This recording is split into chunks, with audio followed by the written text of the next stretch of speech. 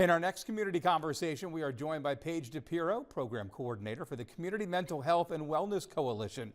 She's sitting down with Aaron. Thank you, Steve. And Paige, good to see you again. Good to see you too.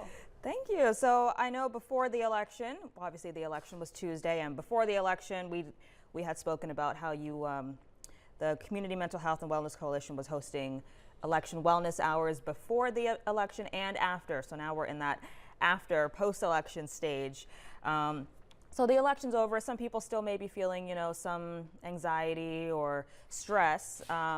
So, with this contentious election season wrapping up, what can people know about managing their political post-election stress? Yeah, so first, it is completely normal to have intense feelings around an election, right? So to validate that, we participate in democracy because usually we have an idea of what we want our world to look like.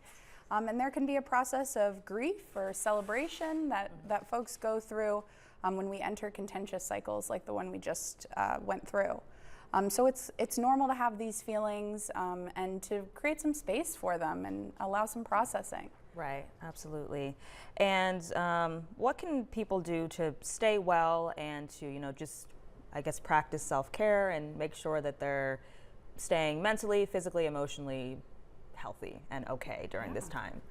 So, when big things like this happen, it's, very easy to just kind of lay in bed or to, change our routines. And it can be really helpful for our wellness to try and maintain our routines as much as possible, especially around sleep, nutrition, exercise, but also limiting that media consumption, right? Pulling ourselves out of that 24-hour news cycle and setting some limits for ourselves.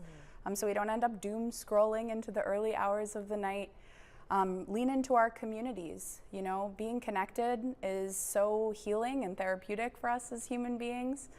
So leaning into our communities, our supports, finding ways to connect with each other and support each other through whatever feelings we may be having. Right. And then also getting involved, right? Meaning making is a way we as human beings cope and process things. So, whether you appreciate the results, don't appreciate the results, getting involved is a way to turn those feelings into actions, right? And finding a cause you care about can help you feel more purposeful and kind of help you process those feelings. Absolutely. And that'll also help you, stay busy so that you're not sitting there, sulking and, ruminating in your stress and anxiety. You'll be active and busy. So yeah, absolutely. That's good. That's good. And I know you all have an event coming up tomorrow. It's called Election Wellness Hours, correct? Yes. Okay. So as you mentioned, right, we held our pre-election wellness hours. We have our post hours tomorrow, Friday, November 8th, at the Region 10 Blue Ridge Center on 100 Burnett Street. Come out, get a massage, go do some yoga, meditation, some herbal tea. Just giving folks space to decompress and relax for a little bit. It can be expensive to access those services.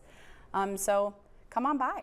All right, so tomorrow from 5 to 7. Yes. All right. Absolutely. Well, Paige, it was great chatting with you again, and I hope tomorrow's event goes well. Thank you so much, Erin. Of course.